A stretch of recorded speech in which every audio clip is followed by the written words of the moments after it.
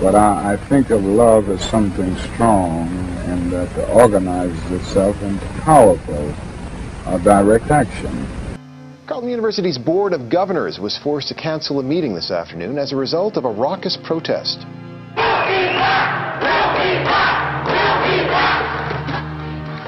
About 300 students gathered in the building where the meeting was to be held. They were demanding the university pull its investments in 5 companies they say are complicit in human rights violations against Palestinians in the Israeli-occupied West Bank. The students say the board tried to restrict their attendance and refused to debate their motion. Current campaign that we have going that's been in the news is the Divestment campaign that was launched just over a year ago. And what the campaign focuses on is Carleton's pension fund and the companies that it's invested in. We focused on 4 that are complicit in violations of international law and human rights in the occupied Palestinian territories. Many people don't know the fine details of the actual numbers, and if we are given the opportunity to actually present to the board and have our voice actually heard, that perhaps this would gain some steam. We've invited them to the launch of that divestment campaign. We've had numerous teach-ins about the divestment campaign that the Board of Governors have always been invited to. We've emailed them numerous times trying to meet with them. They have never responded. They have never come. They've never asked to look at it or look into it. We did try to use their methods, right? Like, we have engaged in their process, in their liberal bureaucratic process, but that didn't work. You know, we've tried it, and we had no choice but to do this.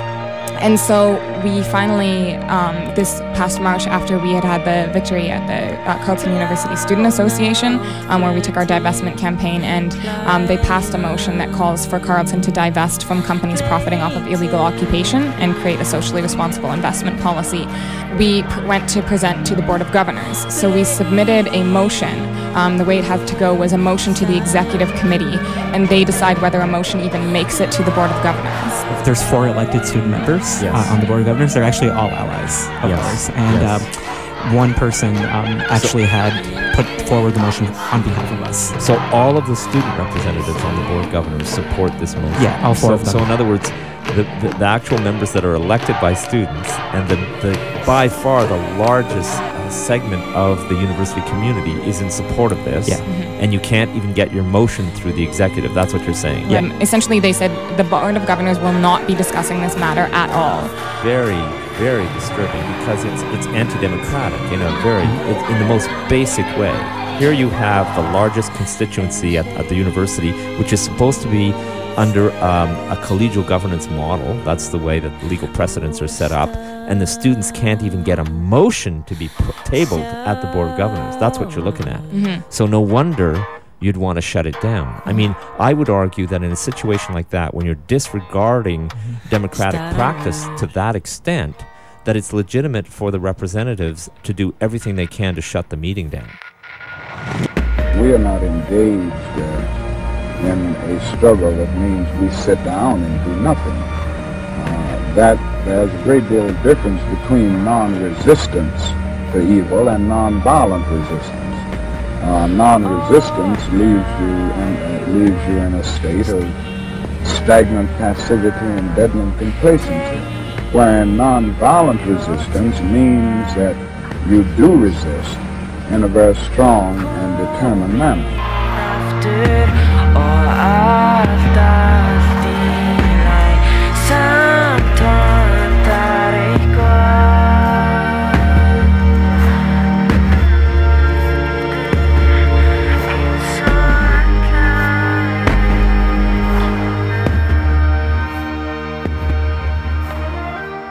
This is a statement about you are illegitimate. We do not recognize you and your authority, and we will reclaim this space. And we did it in a creative way, and I think that's what was so great about Tuesday. It wasn't, let's march, let's just be angry, let's sit down. We said, you're a farce, you're ridiculous, and so we're going to treat it like that. We're going to dance. We had salsa going, we had drumming going, we had, people chanting and singing, and also...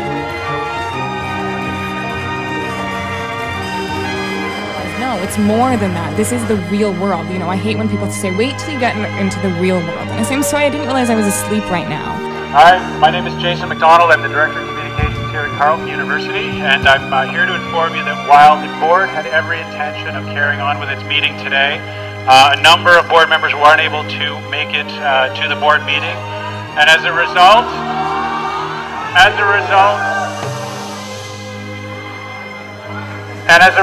the board will not be proceeding with its meeting. Thank you. I think it arouses a sense of shame within them often in many instances. I think it does something to touch the conscience and establish a sense of guilt. Now, so often people respond to guilt by engaging more in the guilt-evoking act in an attempt to drown the sense of guilt.